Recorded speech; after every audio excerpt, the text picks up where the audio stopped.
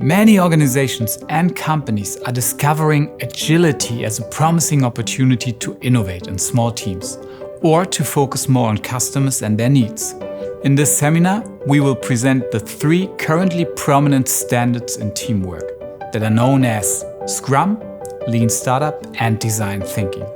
We will show you the respective application possibilities of the approaches and also highlight the challenges that are directed at project management and leadership.